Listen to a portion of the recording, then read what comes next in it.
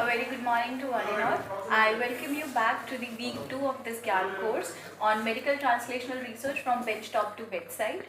Today we'll be starting our first session by Dr. Hitesh Anand. So, please.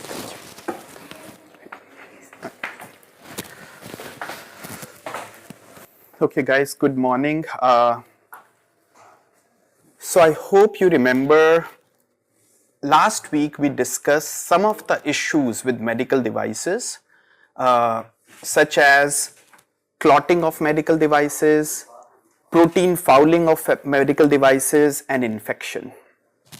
How proteins come and stick to the surface and the receptors on the proteins are used by platelets to get clotted, used by bacteria to stick to the surface, make biofilms resulting in infection of medical devices and clotting of medical devices. So, little bit think about it.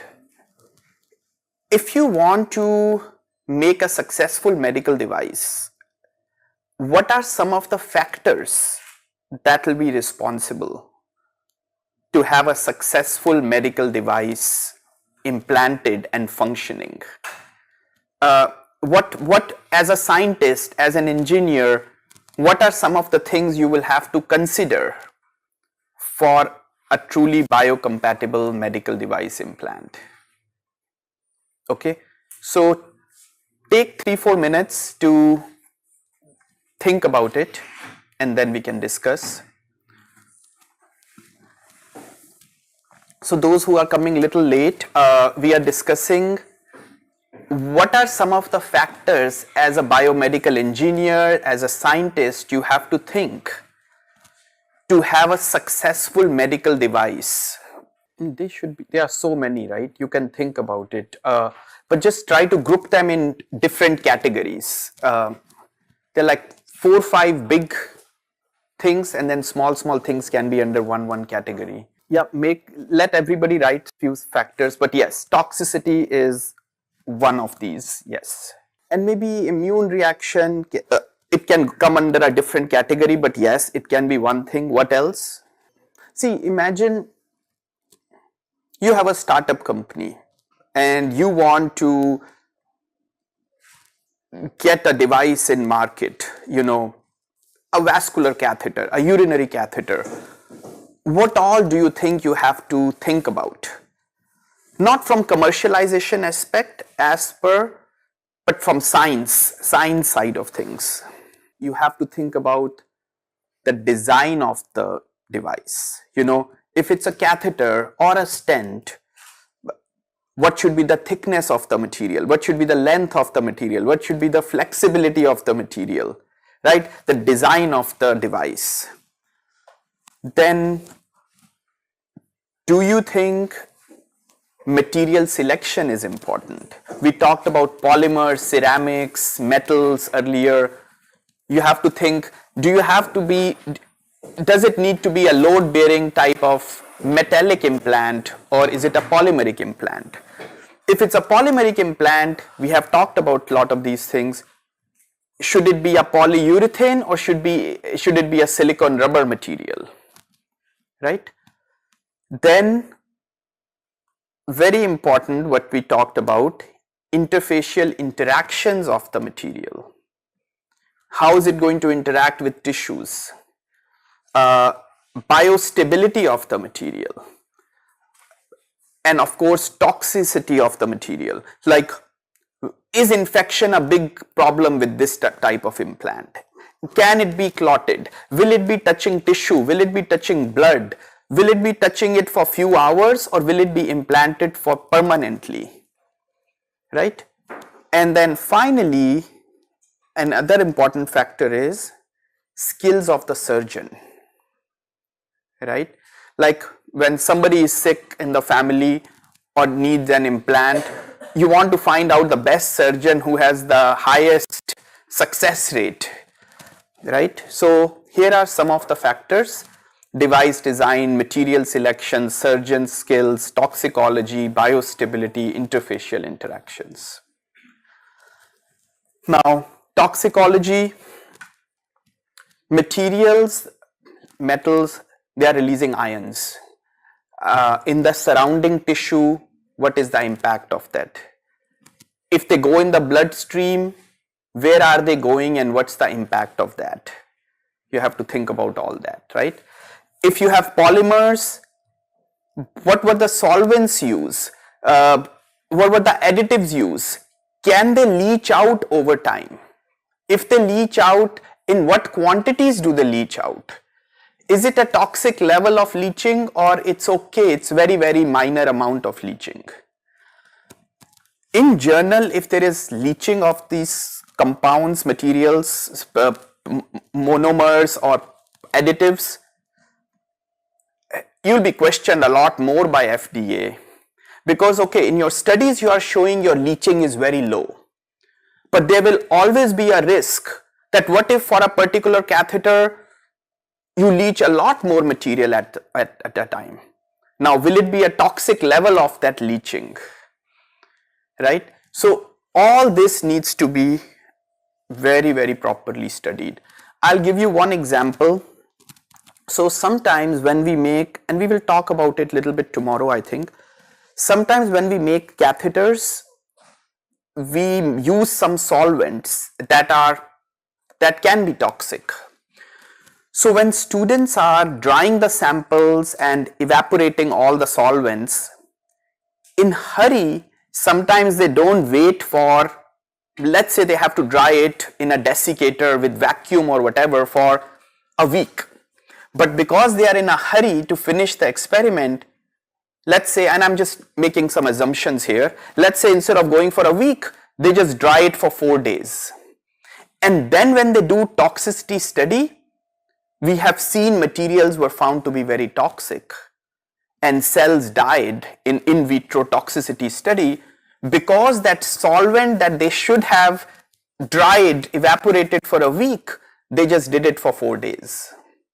Now that residual solvent was very toxic and it killed the cells. This is just a very small example that how small things can lead to toxicity. And you know, I'm just telling you so fast, but when this happened in the lab, we just thought that material is toxic, right? So then students started designing a new material. They didn't even think when it happened that this could have happened because the solvent was not evaporated properly. So this is just an example, but that tells you that sometimes trying to have a shortcut can really lead to big problems in our field. Because that maybe that student, I don't remember, but maybe that students wasted 1 month trying to design a new material thinking their material was toxic, but actually they just didn't dry the solvent for long enough time, and that was an issue, not the material was an issue. Biocompatibility factors, microorganisms can have inflammation, contaminated implants or foreign body reaction. Proteins can come and adhere on it and try to encapsulate the implant, right? Because those proteins and macrophages are considered this device as a contamination, right? Instead of a bacteria contamination, it's a whole device. So now these macrophages and proteins are coming and trying to cover that implant to separate it from the body.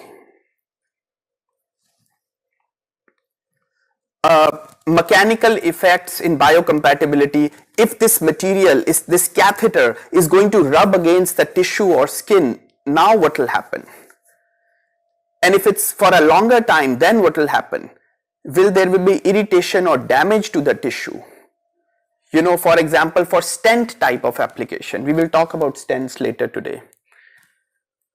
Now, interfacial interactions, we talked a lot, proteins, blood, clotting, infection, bacteria, immune response, foreign body reaction, lot of things. And these are some of the studies we do in vitro after we have made the device, right?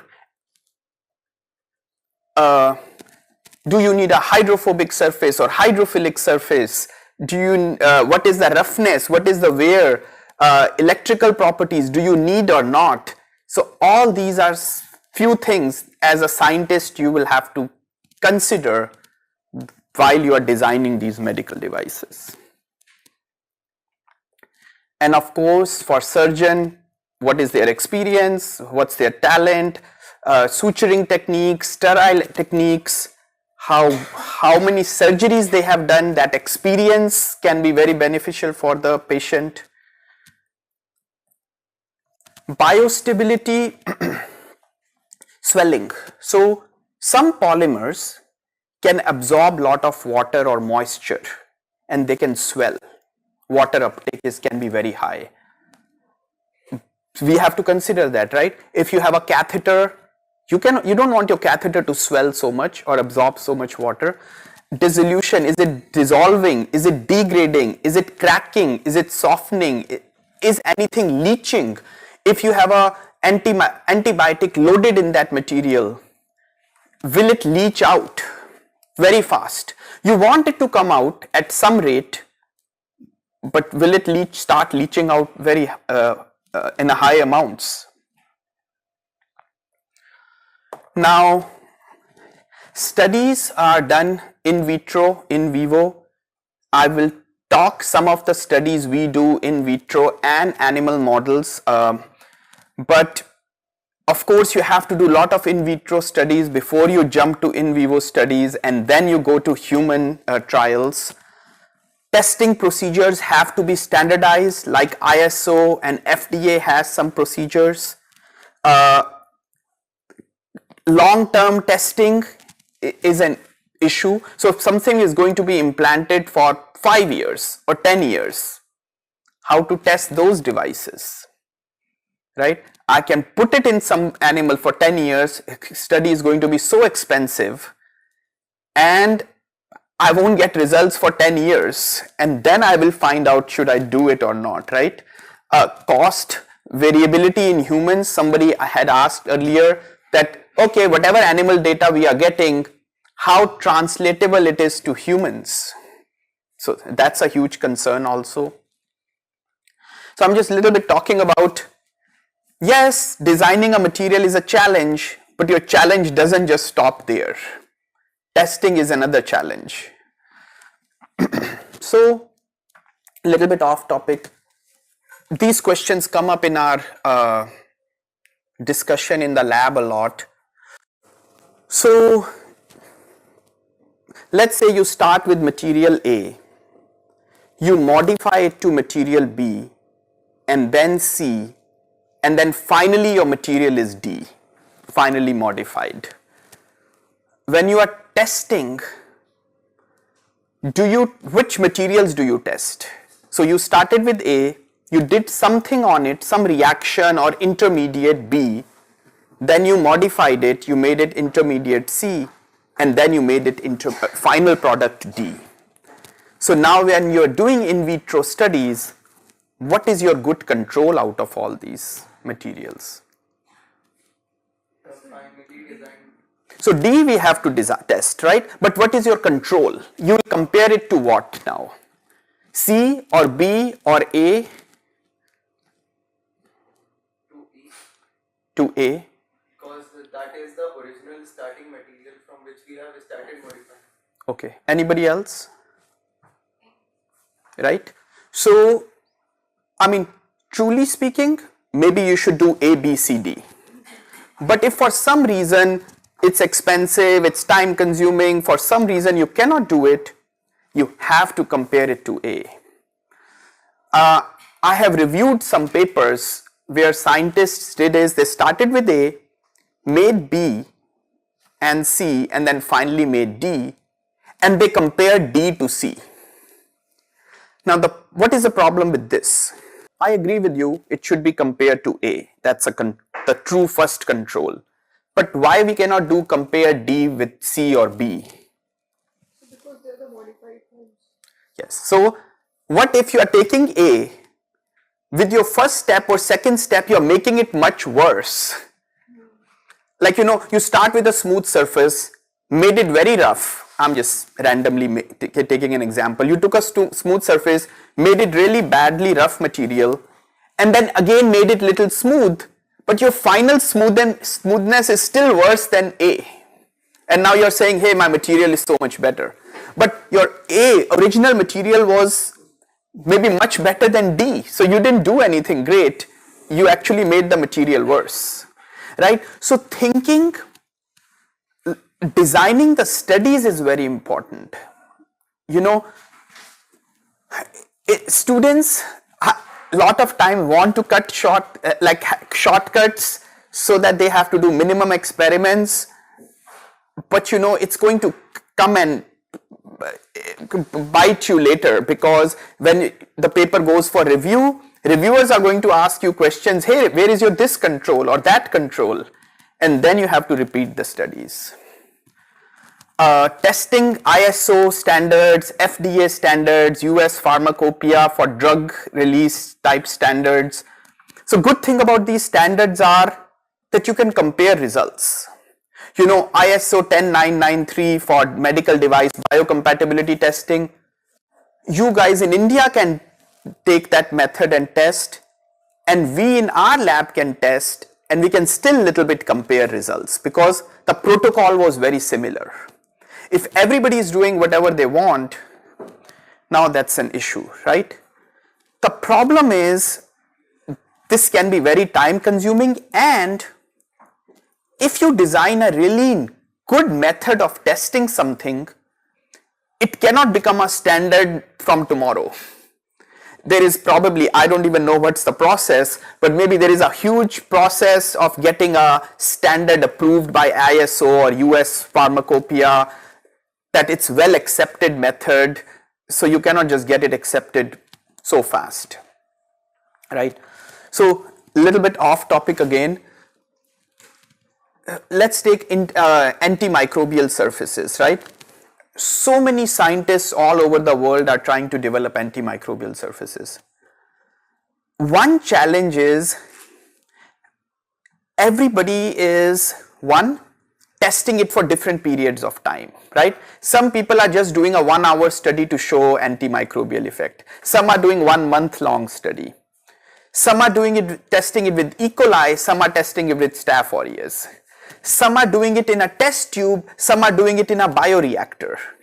So even then, let's say today you go home and do Google Scholar search of antimicrobial surfaces. I don't know what is the best surface, right? Everybody's saying my coating is really good, it killed this much bacteria, but there is no nice test done with the same parameters and same length of study, same bacterial strains. That's still a little bit missing. And the problem is, it's challenging because my lab is a nitric oxide releasing lab, right? Your lab might be silver coating lab. Somebody has a zwitterion lab. Somebody has a super hydrophobic material lab, right? If you want to test all our materials and compare them, but you are designing everybody's material, maybe you cannot design a nitric oxide releasing material as well as my lab can. That's my specialty. Now, if you make a material and compare it to your zwitterion material, you are an expert in zwitterion. You made the best material possible. But you are making a nitric oxide releasing material which you don't know as well as some nitric oxide person. So now your studies, are they so trustworthy? I don't know. Another thing is, lot of times scientists don't want to publish that type of comparison. See, I would not want to test nitric oxide with zwitterion with super hydrophobic, super hydrophilic and compare and show, oh, nitric oxide is best. Because I don't know the others field as well. I'm not the right person to do that testing. Maybe, and I don't know, if FDA says, okay, nitric oxide lab, send us your best nitric oxide surface. Zwitterion lab, send us your best zwitterion surface. And there is a central, and maybe there is, I don't know, but there is a central testing facility that's taking material from everyone and then doing a standardized test, and they have nothing in in this. They are just an external, unbiased testing lab that's comparing all the surfaces, right? So some issues, right, like how to compare surfaces. Then is the material cytotoxic or genotoxicity or carcinogenic, hemocompatible, biodegradable, how fast it's degrading. All this will be again, I'm saying the best way to think about it is you want to start a medical device startup company. Think what all you have to think science wise. I'm not even talking about raising capital, commercialization, patents. Those are the other headaches. But this is just from science side of things you all have to think. Also, initial testing in vitro, we want to do lot of tests first, right? Because we want to go less number of tests required. Actually, it should not be or animals, honestly. It's just in vitro, right? Sometimes you might need animals, there is no way around it, but mostly do lot of in vitro studies so that you can narrow down how many animals you have to do, and you can get confidence from that in vitro study that yes, my material is going to work, right? So that's why in the lab, let's say I'm again taking an example. You are mixing A and B, two polymers in 1:10, 1:9, 2:8, like 20%, 80%, 30, 70. I don't want all those ratios to be tested in animals. I will make those 10 sample types, do in vitro study, figure out one or two best materials that I can go into animals, right? So this should always be you thinking when you are thinking about animal studies, right? Another thing, this is a tip that I was going to talk on Friday or something for research. Some students I have seen, let's say this example only, you have 10:90, 20:80, 30:70, you are mixing these components to make 10 different surfaces. And now you want to do contact angle, drug release, mechanical strength, all these type of studies. Always multitask. I have seen some students, they will make 10:90 ratio material today, do the studies this week, week 2, 20:80, week 2, 30:70. No, right? Okay, can you? Yes. So that changes the property of that specific material by changing the proportion. Like in case of PDMS, we are using 100:10 or 90:10. The total mechanical properties change in that case. Yes. So does that affect that biocompatible properties of those materials? Because if hard surface or soft surface, they all have different responses in the body. Sure. And different kind of prosthetic we prepare according to the mixing. So does that affect the biocompatibility? Yeah, of course. So I was just giving an example that let's say you don't know how much A and how much B should be mixed to make your material that's biocompatible, strong, drug releases at certain rate, right? So I was just giving an example. Some students will mix A and B in one ratio, 10% and 90%, do all the testing this week, 20:80 next week. What do you think is a better way to do this testing? I just want to see, if you are a scientist, how do you think? You know, I don't know in A and B should be mixed in what ratio. Okay, it can be 10% and 90%, it can be 90% and 10%. What would be your method to do this study?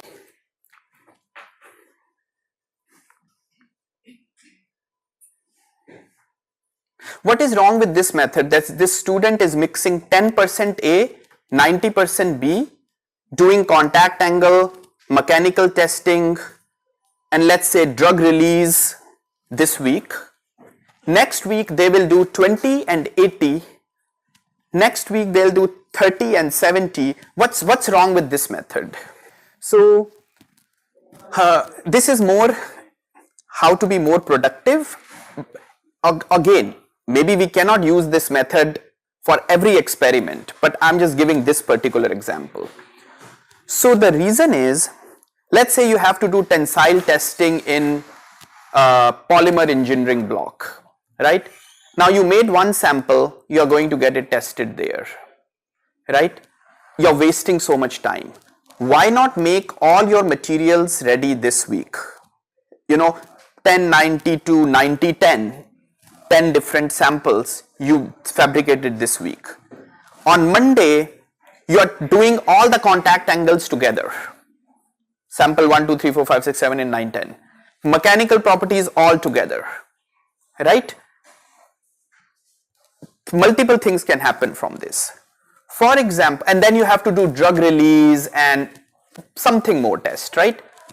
Now what will happen is, what if when you did the mechanical testing, you found out that after 50-50, if you are increasing B to 60, 70, 80, the mechanical properties are so bad. Up to 50-50, 10, 40, 20, 30, 10, 90, 20, 80, 30, 70, maybe it was good. After you reach 50-50, the mechanical properties start dropping. Then probably you don't even need to do those studies. And again, it will depend on study to study, but let's say if you're finding an optimum material, you can just write in your manuscript that as soon as you reach 50-50, the mechanical properties were lower. Even if you finish those mechanical properties to make a nice graph for your manuscript, you now can cancel materials after 50-50 and don't do drug delivery and all that, because the material is not even strong enough. So why to even do drug delivery when you know it's not a practical material, right? But if you were doing that other method, 10-90, you wasted this whole week. 20-80, you wasted another week. And then when you reached 2 months, you realized, oh, now I am in this situation, right? Another even more interesting way to do it is a little bit like you were saying, take two extremes and take middle one, right? This is just to get a rough idea. I'm not saying this is going to be your paper, but let's say you don't know, it's a new project. You don't even know if it's a feasible project or not, right? Then make 10-90, 90-10, 50-50, do a quick study of different things with these different ratios. You might find out, oh, none of these materials are good. Or when you do contact angle, it looks great, mechanical properties, it looks great, but when you do drug delivery, it's terrible. All the material, lowest to highest, both extremes are terrible, and middle one is terrible. Then maybe you need to go back to the drawing board and re-synthesize your material because all are bad. But if you would have done that 10-90 method, it would have taken you 5 months to realize that all the materials are bad. Now you're wasting five months to do the study that you could have found out in 2 weeks that all my materials are bad, I need to redesign it. Sorry, this was off track, but I have seen these graduate students making these mistakes, so that's why I wanted to talk about it a little bit. Okay, but we will talk more about these things on Friday. Productivity and all these type of things, right? Okay, let's start talking about some medical devices. So urinary infection or catheter associated urinary tract infection is one of those issues that we can talk. So when people have urinary catheters, also called Foley catheters because it was developed in 1920s by Dr. Frederick Foley. It's used for lot of patients who get admitted in the hospital post-surgery or spinal cord injury or paralysis, can be used for a lot of different reasons. It's one of the big hospital acquired infection medical devices. Okay, huge issue with these infections. I was just doing a little search on different costs, and maybe I'm a little bit wrong. I was finding so many different websites, so I was trying to approximately tell you a little bit. So in India, urinary catheter can be 20 rupees to 150, 200, something like that I was finding, okay? But maybe they are not antimicrobial. I'm not 100% sure. Maybe antimicrobial will be a little bit more expensive. I just don't know the exact. But a little bit to tell you is it's very inexpensive, right? 20, 30, 50 rupees, 100 rupees, 200 rupees. Now you can immediately see here, if you want to make a really nice antimicrobial urinary catheter, the cost will go up. But the other products in market are so inexpensive. How to make a better urinary catheter that's significantly better but might be significantly more expensive also, right? If you make a really nice urinary catheter for 1000 rupees but the other catheters are 100 rupees, now that's a problem. Oh, off track little bit, another story. I don't want to tell you the name of the polymers because the companies, we are recording it, I don't want the companies, I don't want to take any company name. So we were working with different polymers and we found out a polyurethane or something can be, I forgot the cost now, $20 or $50 a pound or something, right? But then we found out some other polymers that can be $2,000 a pound or $1,500 a pound with much significantly better hemocompatible properties. Okay, they are better in preventing clot formation, much better. But the cost difference is too much, you know, almost 100 times the cost difference. So how to bring that to commercialization? And for US, coming back, for US, the cost of the urinary catheter can be around $50 a urinary catheter or $100 a urinary catheter, right? Global market, I was having trouble finding a good number actually for global market, but approximately, I might be a little bit off or whatever, but $3-4 billion was the global market for urinary catheters.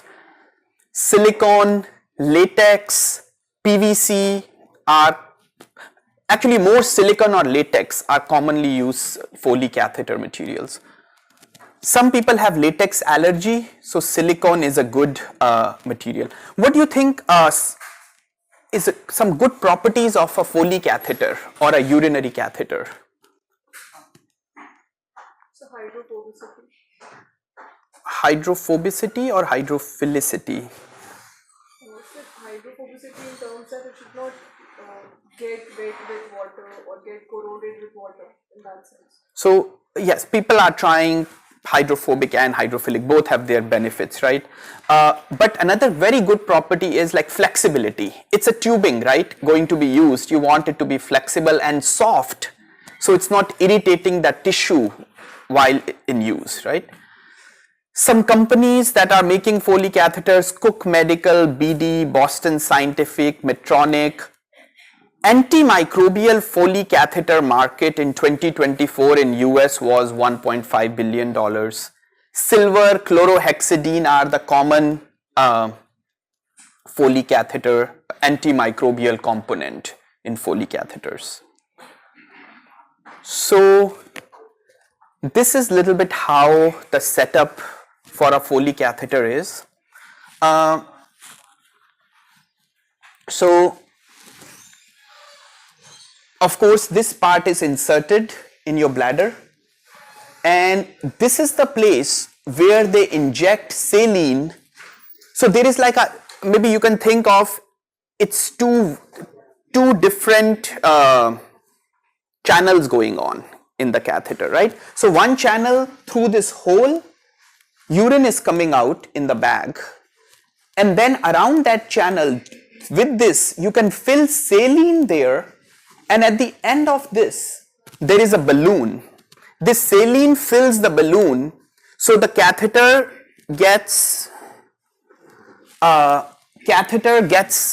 does not come out from the bladder very easily. It's like in place. Okay, accident can still happen, and you can imagine if there is a pull on the catheter, it can be so painful. There can be tissue damage. If there is tissue damage, it can lead to infection. So just very difficult. You know, some people who have had urinary catheters, I have talked with 1 or 2 people, even after urinary catheter is removed, it's really uncomfortable for some few days after that. Urinary tract infection where indwelling catheter was in place for greater than 2 days, catheter associated urinary tract infection happened, right? More than 13,000 deaths per year associated with UTI, 9,000 deaths due to catheter associated UTI, which again I feel can be a little bit off in reality. Bacteria count greater than 10 to the power 5 CFU per ml. You know now CFU per ml, right? So if it's more than 10 to the power 5 CFU per ml, it's considered a urinary tract catheter associated infection. For 40% of the hospital acquired infections are because of urinary catheters. $44,000 per hospital stay extra because of urinary tract infection. Because imagine somebody is immune compromised. It's not just the urinary tract infection happening for them. It's leading to other things also, other complications also. They are already taking so many drugs. 15 to 20% of the hospitalized patients receive urinary catheters. Okay, I think I mentioned this before. So if you heard me saying this number, you don't have to answer it. What do you think is a risk of infection in a catheter if somebody has a urinary catheter for a day versus for a week? So for 1 week, if somebody has a urinary catheter for a week, what are the chances that it will get infected? 25%. You knew the answer. Okay. In a month, 100% infection. Okay. And I know, I mean, they say 25%, but I know a friend whose mom had urinary catheter. It can be frequent also.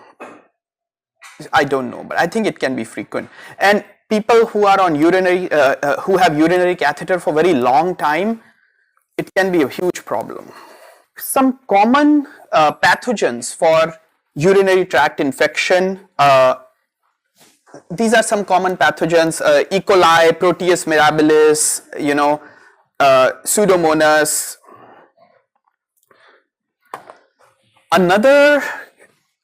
So I showed you that picture with the bag to collect the urine.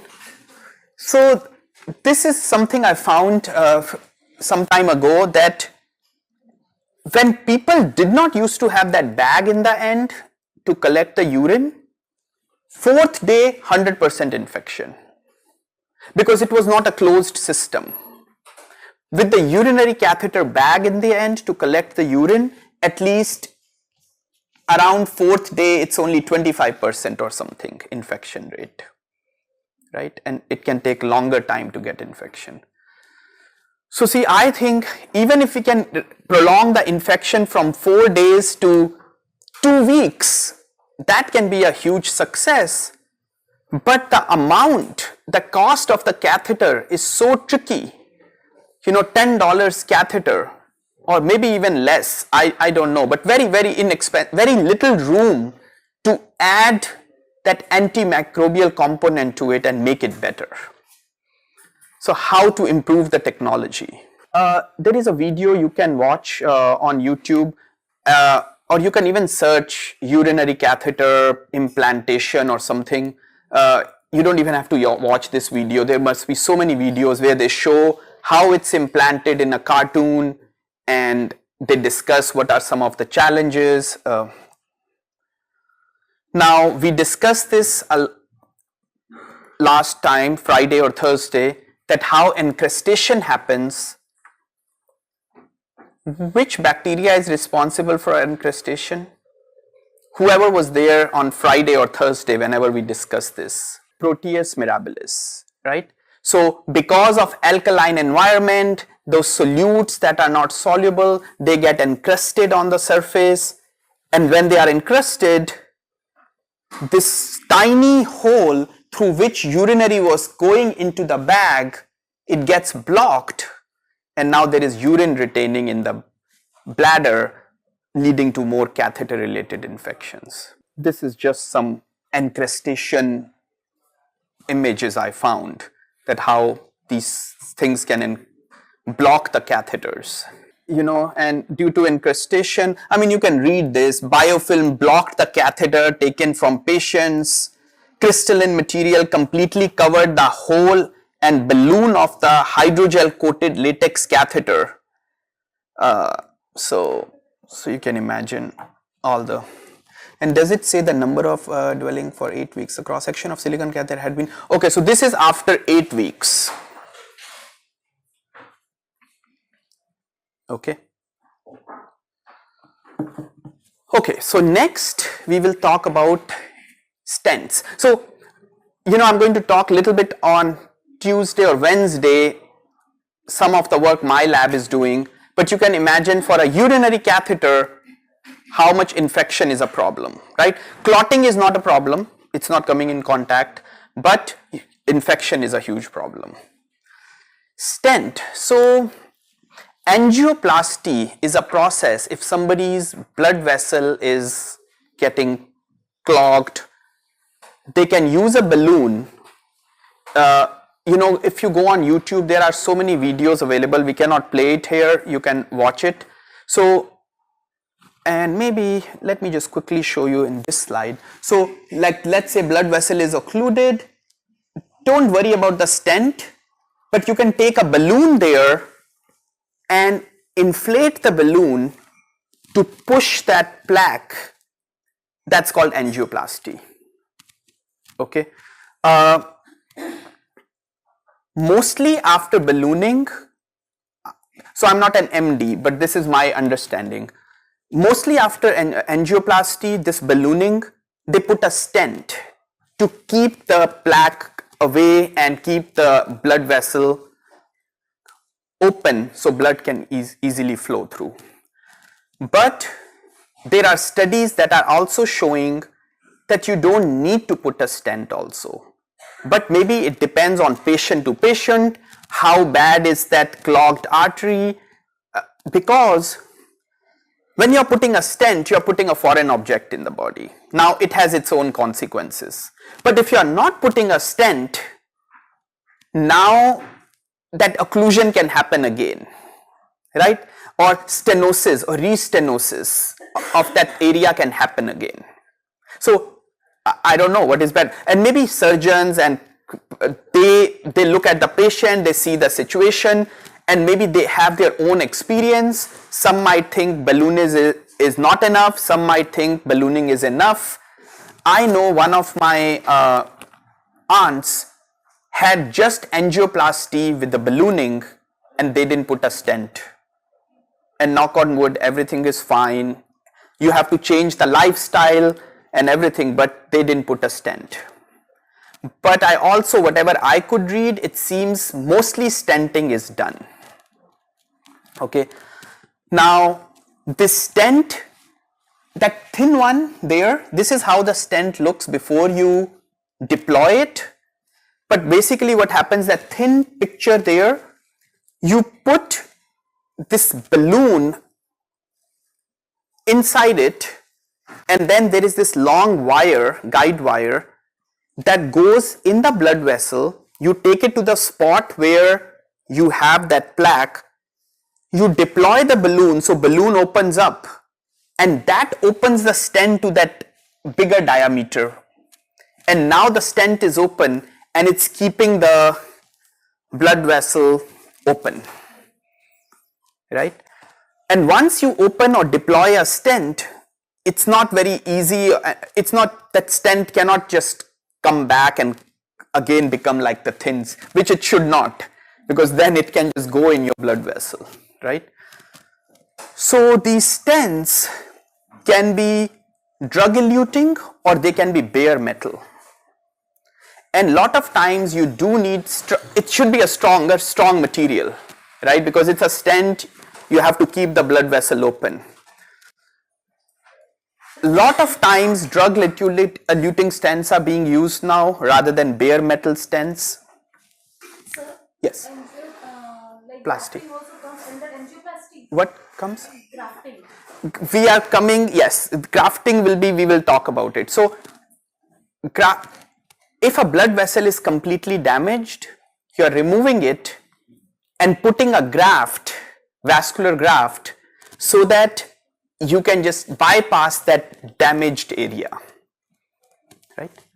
So now you can imagine stent is going to be permanent, right? And the stent is a foreign material going to sit in your blood vessel permanently. Sooner endothelial cells grow on it.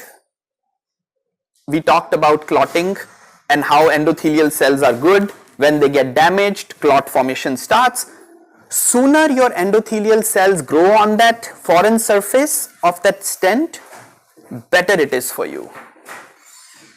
Longer it does not cover it and form a nice covering on that stent sheet or a film, that foreign material is exposed and chances of clotting are high.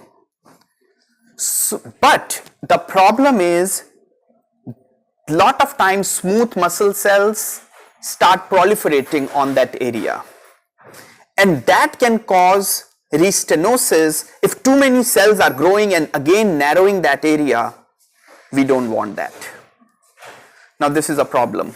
We don't want smooth muscle cells to proliferate, but we want endothelial cells to grow on it. So this is a little bit issue, and clotting is an issue. So a lot of time people after stents, they have to take aspirin or clopidogrel as a antiplatelet drugs so that your platelets are not activating very easily on that foreign surface. I think I talked about all this. Inhibit clot formation, endothelialization is the hallmark.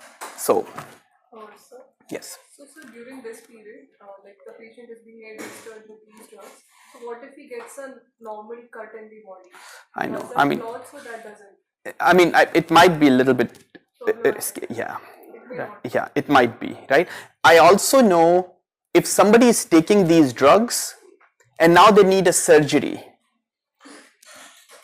they have to stop. Like, let's say somebody is taking aspirin or something anyways for whatever reason, and now there is an injury or they fell and need an implant or whatever. Some of these drugs have to be stopped before the surgery time. So what is the duration that is? I think that it depends on drug to drug. For aspirin person? I don't know exactly, but I know sometimes they say 3, 4, 5 days. Okay. So Going through a surgery. before going through surgery, because during surgery there will be blood loss. You don't want your blood to lose even more than necessary, so they stop some of these drugs few days before the surgery so that effect is gone a little bit. And so if the wound is minor, like during that period, if the wound is minor, it will heal. Matlab, Yeah, it will clot. yeah, But of course. what if a major thing happens? So what Yeah. does I really don't know. I mean, it will be difficult, you know, if something happens. That's why, you know, heparin is a problem when people are on heparin dialysis patients, because blood is not clotting that well, right? So we want to reduce thrombosis, we want endothelialization to happen, but we won't want smooth muscle cell proliferation too much, because then stenosis can happen, restenosis can happen. This is just little bit showing that procedure. You have clogged artery little bit, you send your balloon, you open that area a little bit up, then you send your stent, you open the stent, you deflate the balloon and you pull the balloon out, and that stent is there now. But some of the issues that can happen, re-narrowing of the artery over time, blood clots happening on that foreign surface, bleeding can happen, and infection can happen. Now, another thing is drug-eluting balloons. So, again, I think it depends on clinicians, it depends on the condition. Mostly they put a stent, but there might be reasons for not to put a stent, because now if you are not putting a stent, you just took the balloon there, you inflated your balloon, you have drug on the balloon, that drug gets deposited in that area and locally it's releasing to take care of the issue. Now you don't have a foreign metal sitting there in the body for a long time. So that can be a benefit.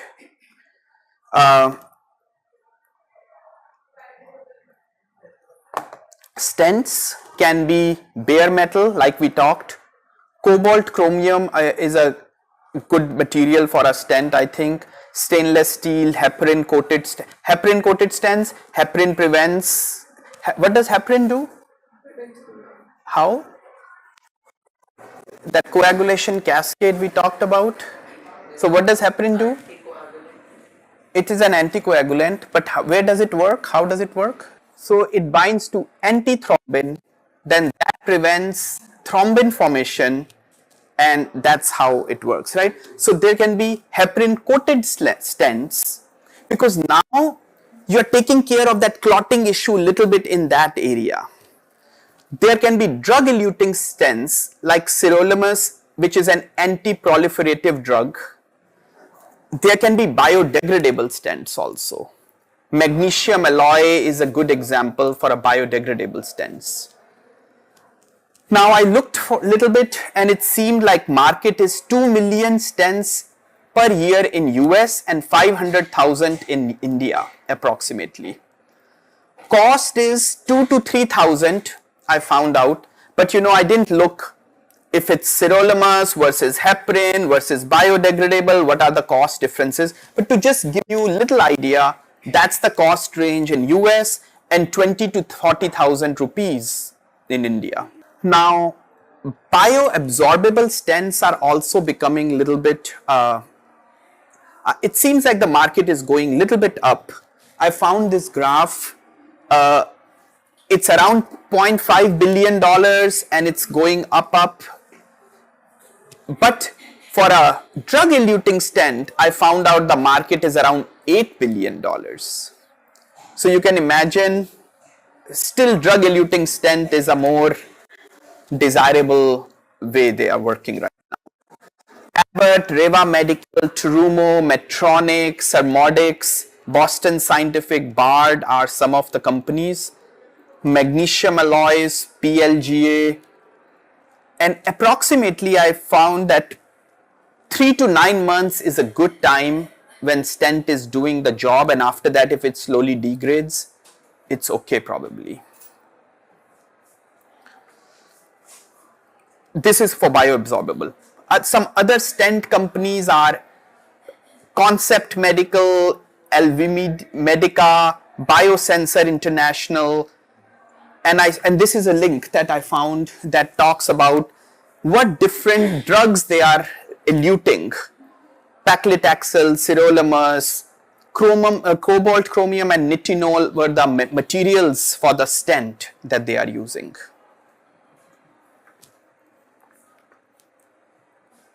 Okay, so sirolimus, and the CEO of my company is a co-founder of the company also. Sometime in 90s or early 2000s, he worked on sirolimus a lot, and he has a patent also in developing sirolimus. It's an immunosuppressive and anti-proliferative drug. to prevent proliferation and migration of vascular smooth muscle cells. Sirolimus was FDA approved in 1999 as a drug, not particularly for drug-eluting stent application, but for other applications. Several large clinical studies have demonstrated lower restenosis rates because of sirolimus. It prevented that smooth muscle cell proliferation successfully. I also found Johnson & Johnson was selling sirolimus eluting stents, but then it was stopped in 2011. Maybe it was a business decision. They were going to focus on some other applications. But you have slightly higher risk of thrombosis with sirolimus. But I also found a paper that said that there was not too much difference between bare metal and sirolimus for thrombosis rate. So, okay, so this is a link you can watch, but again for stents also there can be so many YouTube videos. You can watch anything on YouTube and it will give you approximate idea of how stents are deployed in the body.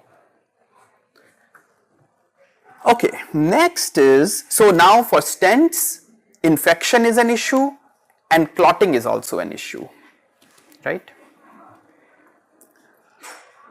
Now next is vascular grafts, and sometimes these blood vessels, they get thickened, hardened, plaques form on it, cholesterol, restrict blood flow, and now your blood circulation is impacted.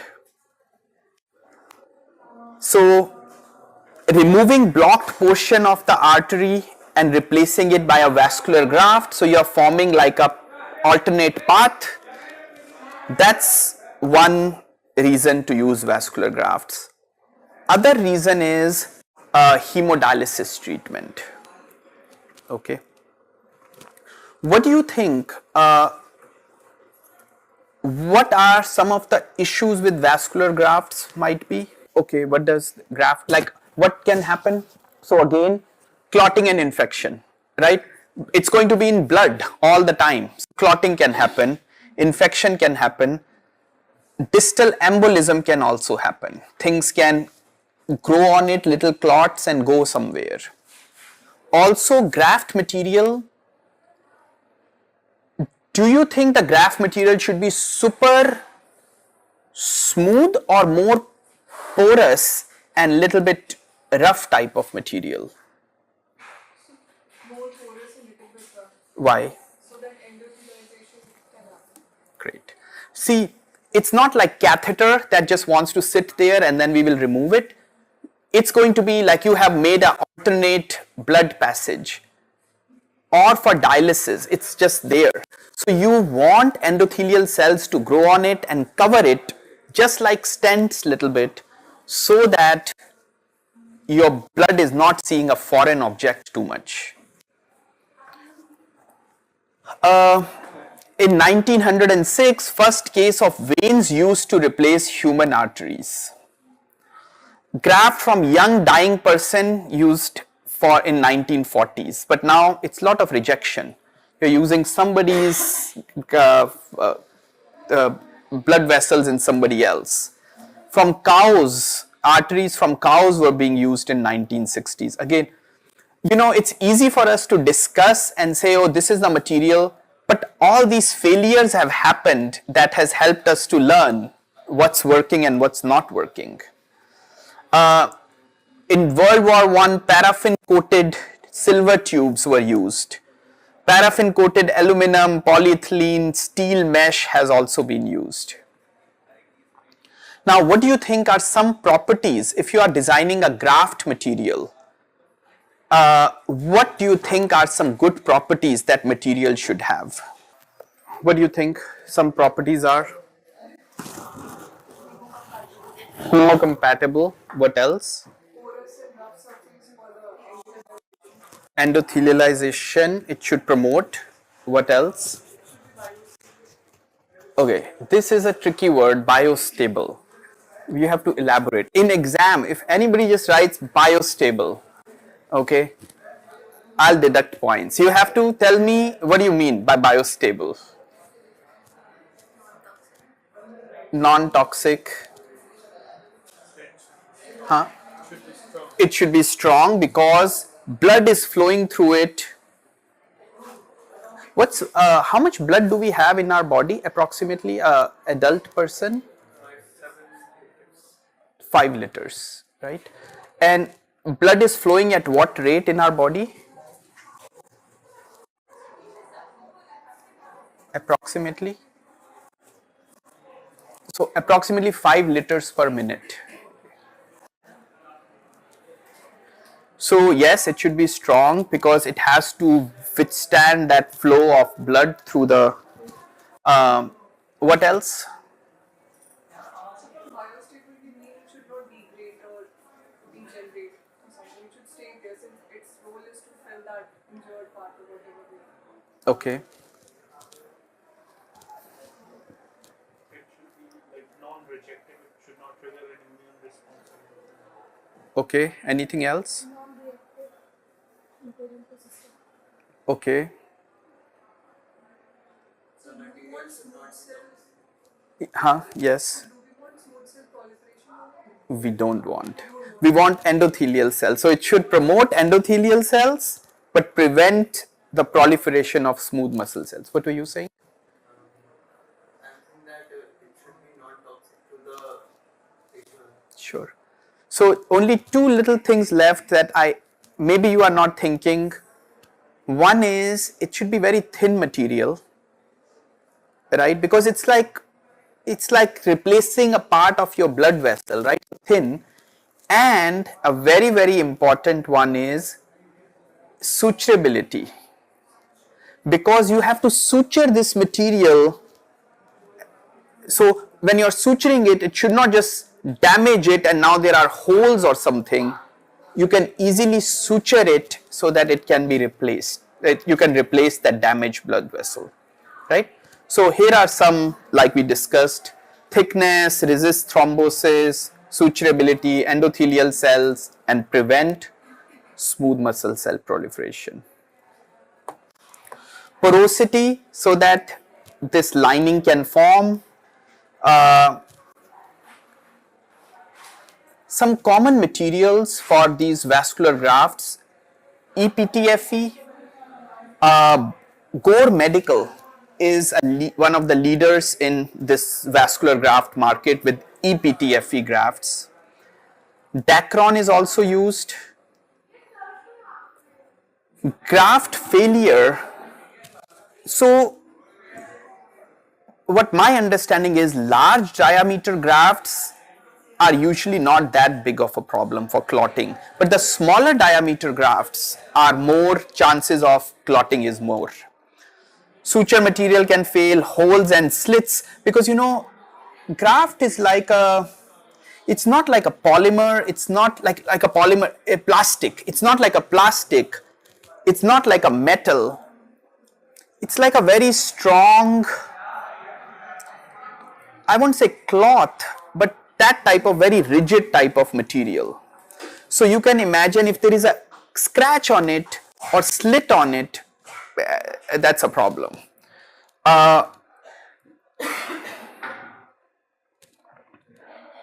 So the mechanical properties are important because increased stress and strain because of the blood flow. Mechanical properties of the graft should match around the blood vessel.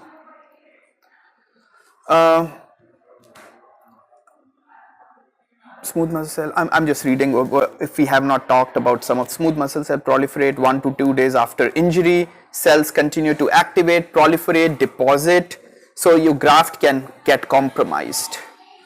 Steady state tissue enlargement may reach in 3 months. So you need some time for graft material to get like properly endothelialized and become a part of the system.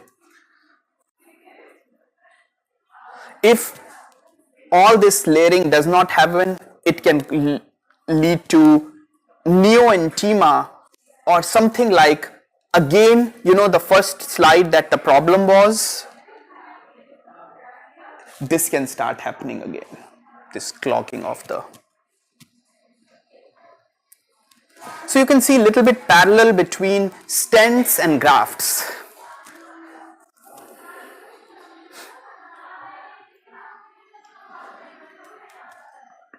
So injury can lead to smooth endothelial cells being damaged, which can lead to now smooth muscle cell proliferation, and then that type of smooth muscle cells can start growing, if you see in that in the side.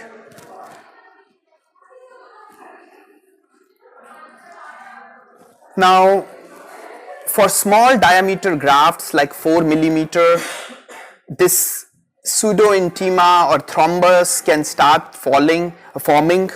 The cross-section area can reduce through which blood is flowing, which resists the blood flow now. More platelets can coagulate, it leads to thrombus formation. Intimal hyperplasia, or again when smooth muscle cells are growing, this intima is forming, your blood vessel or this graft material is narrowing and narrowing. Intimal hyperplasia is exaggerated wound healing in response to injury. So very fast smooth muscle cells are growing, but they are going so fast that they are blocking the part of the. It results in overaccumulation of cells and extracellular matrix. Large diameter grafts, 5 to 10 year patency is for 90% of them. But small diameter grafts like less than 6 to 8 millimeter, 5 year patency is less than 50%.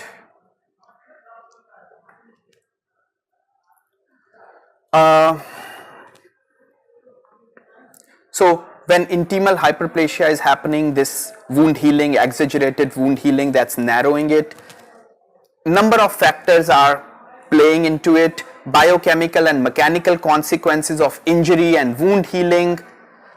Implanted biomaterial is a foreign object sitting there, surrounding tissue is all irritated, all that can lead to this hyperplasia. Next reason why we use vascular grafts is for hemodialysis.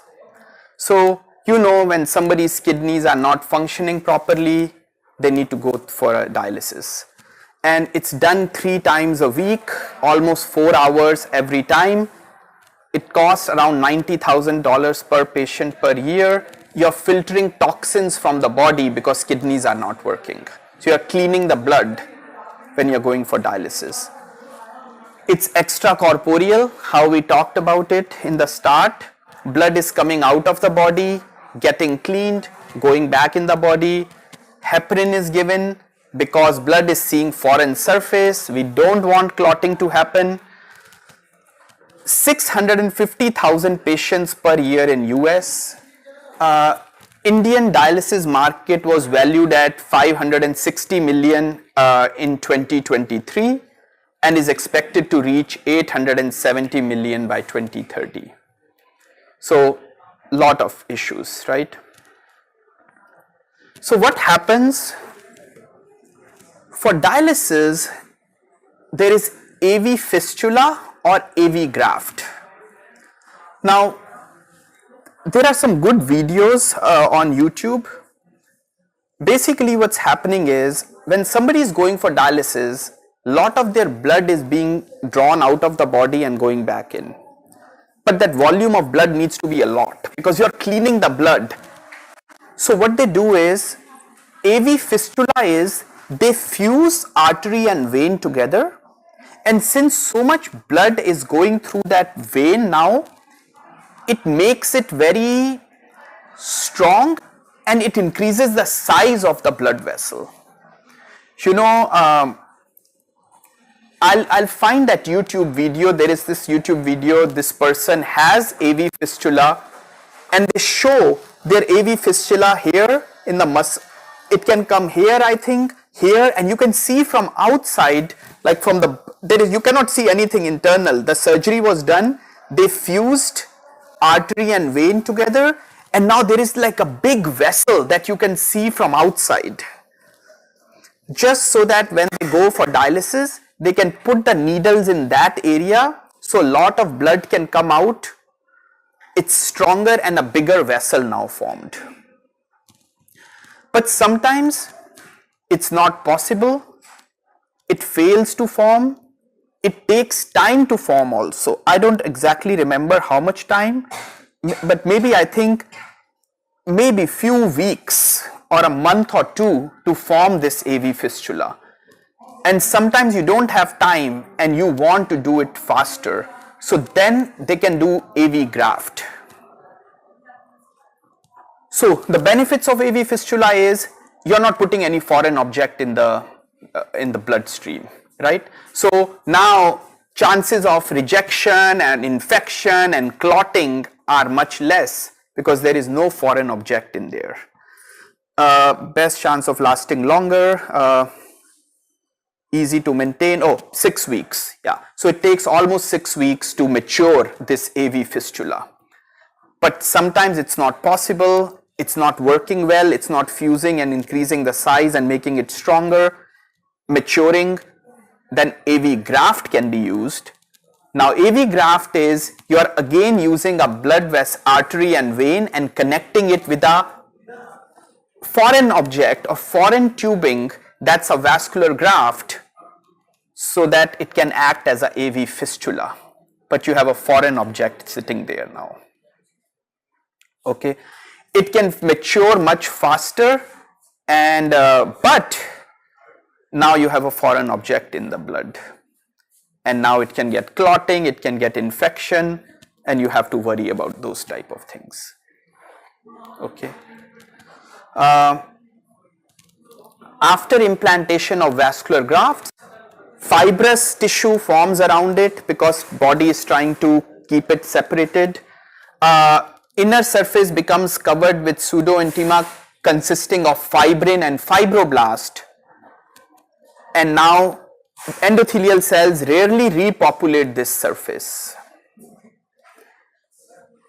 This just shows ePTFE graft with heparin coating on it to prevent clotting. So now when the patient goes, they put the needle in this vascular graft and they are doing the blood exchange. So this was interesting. I found out that in December 2024, FDA approved the first acellular tissue engineered vessel or vascular graft. This company Symvess, the first acellular tissue engineered restoring blood flow composed of human extracellular matrix proteins found in human blood vessels. Now, another type of dialysis can be peritoneal dialysis. So, for hemodialysis, you have to go to a clinic to get the blood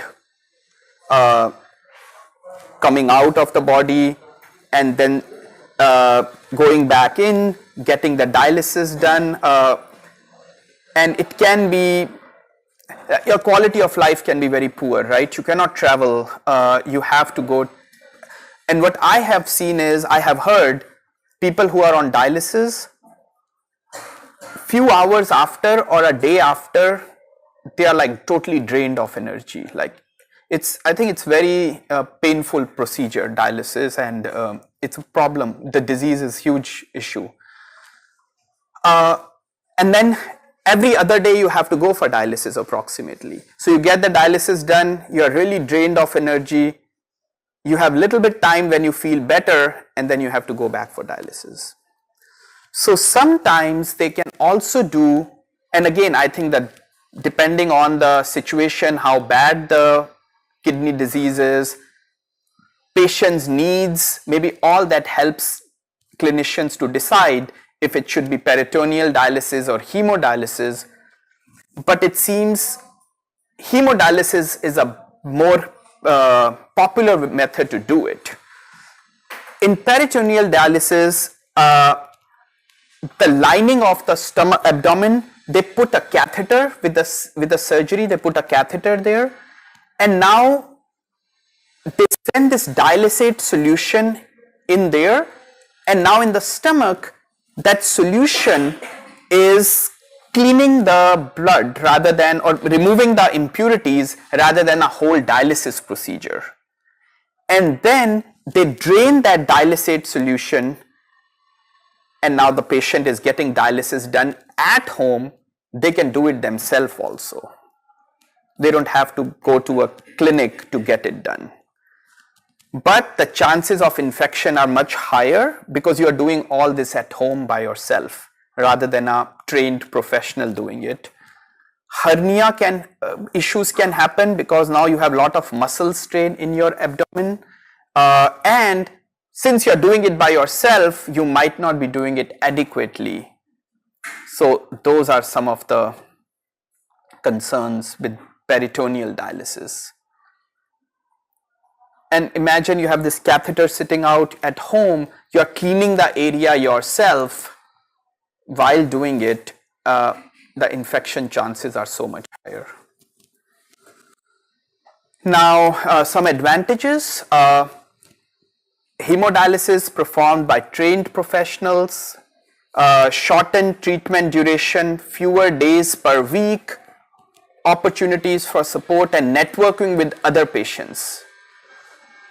You know, we think cancer is bad, of course, but we don't talk much about dialysis and kidney problems. But I feel whoever little bit I know with dialysis, I think it's the quality of life is really sad, and it's a huge problem. I knew a student whose mom had dialysis. Now, kidneys are not functioning, so you need to get a new kidney. Even that wait list is very challenging. What I understand is you cannot skip the wait list or anything. I knew somebody in India, they were looking for a kidney donor for a very, very long time. They were trying to use all their connections and everything. They were well off, but it was not possible. Like, it's just very challenging. My student's mom, who I know in US, the mom has a lot of high blood pressure issues. So even if the kidney was available, she was not the right candidate because due to high blood pressure, the doctors were saying she won't be able to go through that kidney surgery to get it, and the chances of success will be very low. So your quality of life is bad, you are stressed because of kidney problem, blood pressure problems are there, but you need to control them. They should be under control to get a kidney transfer. I also knew some family friend, 20 years ago, mom gave the kidney to the son because of the kidney, this kidney were not functioning, and the son survived 10 years, I think, that kidney transfer. So I think there is a rule, there is some, I don't understand all these rules, but I think if a family member is giving, then you are fine, you can take it from, you don't need to worry about this wait list. But even then, I feel 10 years was the success for that particular situation. And then the son passed away after 10 years. So it's not a good thing to, no disease is good to have, but it's very challenging also. With peritoneal dialysis, treatment can be done at home. You don't have to go to the center. Self-administer, you can even do it while sleeping. Fewer dietary restrictions and no needles. But you have a catheter already that's used for dialysis solution to go in this cavity. Disadvantages with dialysis: fatigue following treatment, increased risk of hypertension and blood clots, increased risk of blood infections. Peritoneal dialysis, it can be difficult for some patients to do it themselves, and there is increased risk of inflammation and maybe infection also. So these were the three I wanted to talk today. We will talk about maybe endotracheal tubes, catheters more. So you can imagine for dialysis, infection and blood clotting both are issues for vascular grafts, right? So we will talk a little bit about two more medical devices maybe tomorrow, and then I want to talk a little bit about some common strategies being used for infection and clotting, and then maybe on Wednesday we will talk about nitric oxide releasing strategies to deal with clotting and infection. Also, Thursday morning will be your exam, okay? And I think you need to take the exam to get your certificate. So I'm going to do is give these slides. You already have until last Thursday or Friday, right? So I'll give these also so that you can keep studying. But whatever we cover until Wednesday, that will be in the exam Thursday morning. Okay, so that it'll give me some time to correct the exam paper. So by Friday, we will see who passes, who fails. So you'll have to really study, okay? Questions? Oh yes, written exam. Yes, yes. Yes, so there'll be some multiple choice questions. I mean, I said 10, but it might be 15 also, but some multiple choice, some short answer questions. Huh? And some, yeah, 5 to 10 short answers, 1 to 2 long answers, maybe 1 or 2 numerical problems. So it's like something like that. And the time duration? Time will be, I think, approximately 90 minutes to 2 hours. Like, you know, one of the sessions, 11 to 1 or something, you will take the exam, and then we will, afternoon on Thursday, we will talk about some things also. So, yes.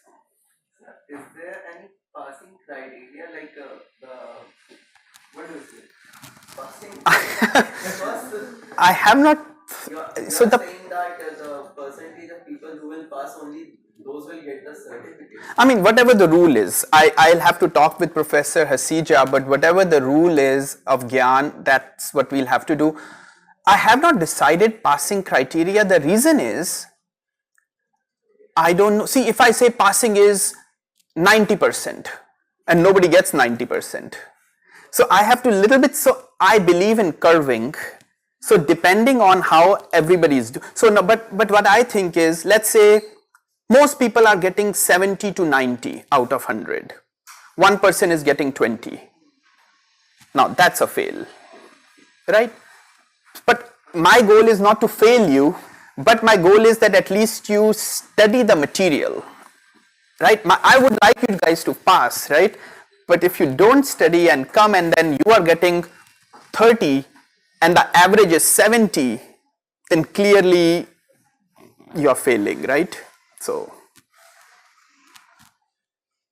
but I think you guys have understood everything well. And my goal is also not to go into,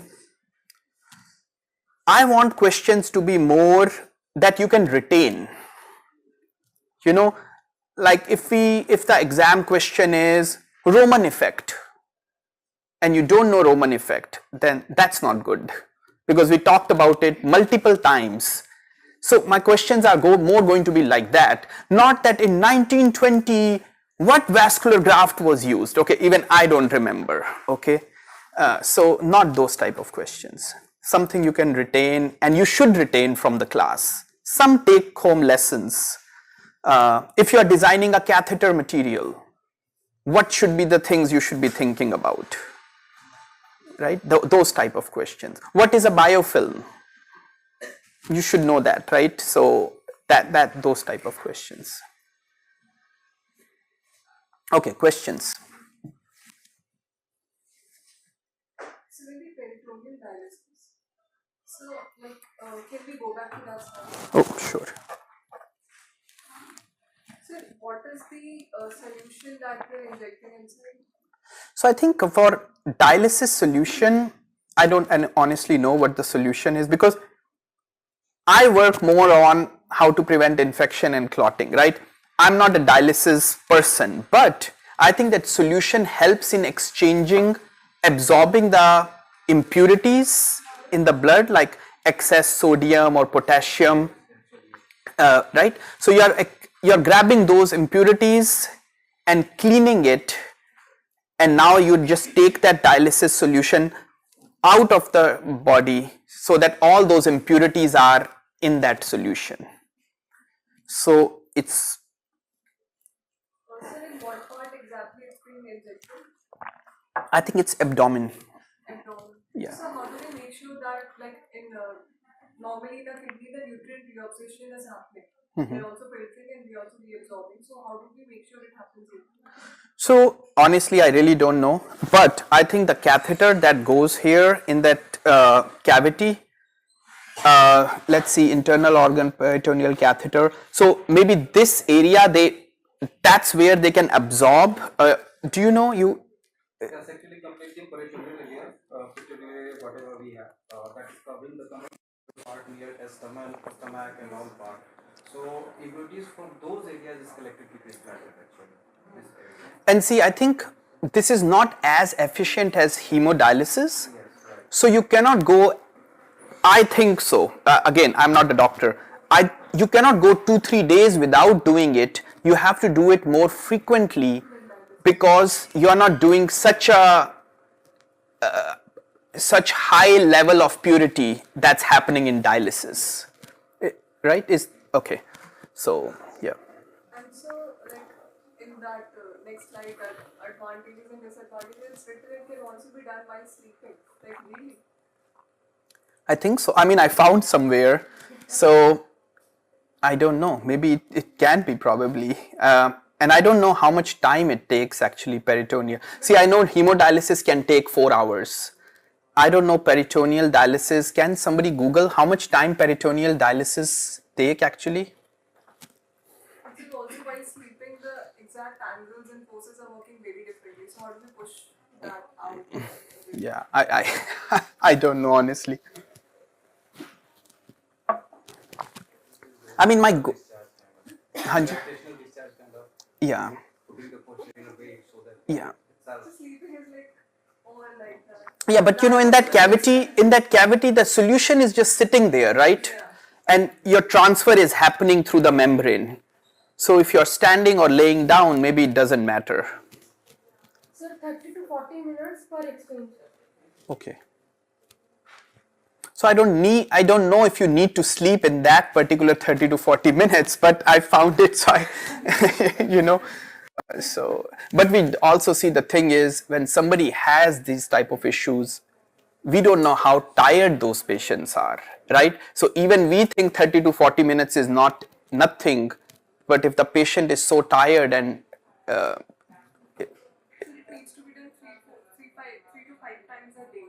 so While awake. yeah, see, so Very yeah.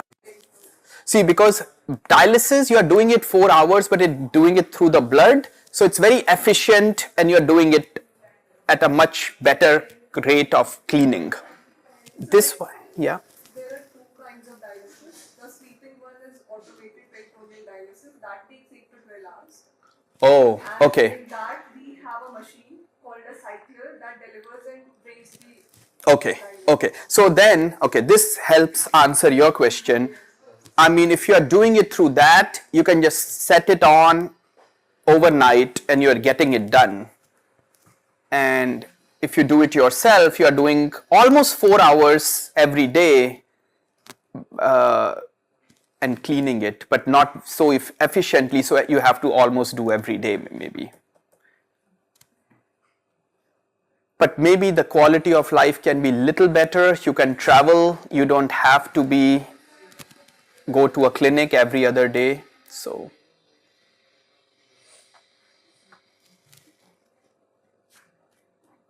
see, my goal was more to show, I mean, I'm not a dialysis expert or angioplasty expert, but those are just showing that to take that disease is that the disease is there, but how medical devices or materials people or biomedical engineers can help make that implant better, and less about, you know, how the disease is treated and what drugs are given.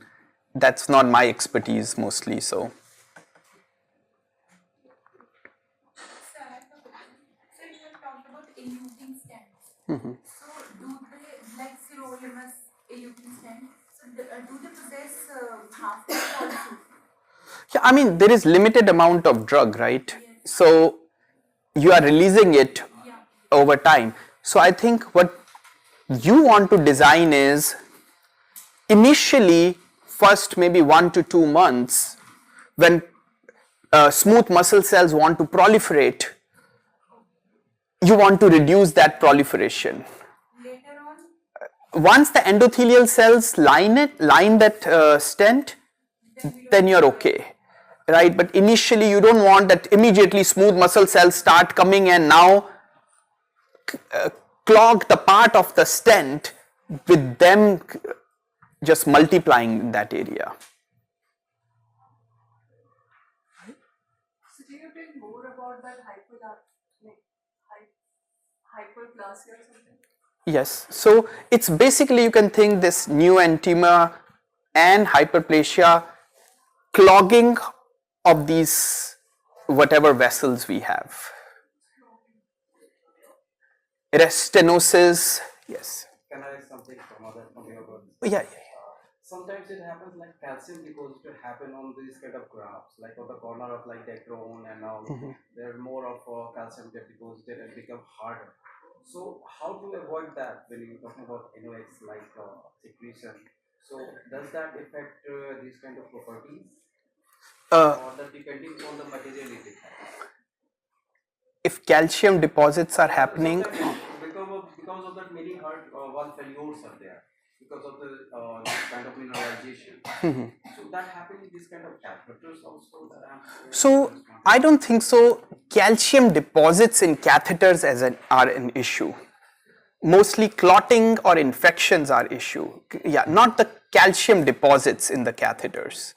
And maybe very slow over a long time it might happen, but catheters are not, we are talking about a month long or 6 weeks or 2 months catheter.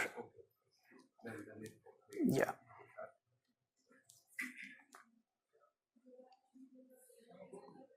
So why suturing the graft? How it is done? Like if you break the needle and do it through it, how is it happening? I mean, those are surgical skills. I think like when they are doing the surgery, they are suturing it to the blood. Needle only, yes? Yeah, it's for the, Very thin, but yeah, they are doing it in the surgery with the blood vessels so that they can have an alternate route. Or when they are making AV fistula, not AV fistula, AV grafts, they are suturing it to the blood vessel. Yeah, yeah. So these vascular grafts are just like tubes, like catheters, but the material is not like a plasticky material. It's more, I wish I had brought these with me, you know. We have it in our lab. I should have brought it. I didn't think about it. But it's like more thick cloth type of thing. Like Dacron, I don't know if you guys know, PTFE, like it's that type of material. But it's like a flexible tube that's graft. so these are also used outside of the vessel to cover the vessel, like to give a protection kind of. So this is like under your skin. Under your skin, but Yeah, so there is like, let's say one blood vessel, another blood vessel. For vascular graft, you're connecting two blood vessels. So this tube is outside your blood vessel. Basically, you're making another blood vessel. Yes. so these needs to be similar to the stents which are used inside the vessel. Yeah, see, that's cool. But yes, because stents, you're putting inside the blood vessel and keeping it open. This is, here is a blood vessel, here is a blood vessel. or let's say this blood vessel, this area is damaged, now you're making a bypass and you're making a new blood vessel to don't go in that area. So I think if stents you cannot use to open it, now that blood vessel is not working, you create an alternate route for the blood to go. Another thing that I think I understand is, if stents are getting restenosis or clogging again, you can take a balloon there and try to open it. See, if let's say this sirolimus is not working and now you start getting restenosis or narrowing of the blood vessel again, now you can take a balloon there and try to open it. Now you're not putting another stent, you're just trying to fix that issue that happened without doing a surgery where you have to create an alternate path for the blood to flow.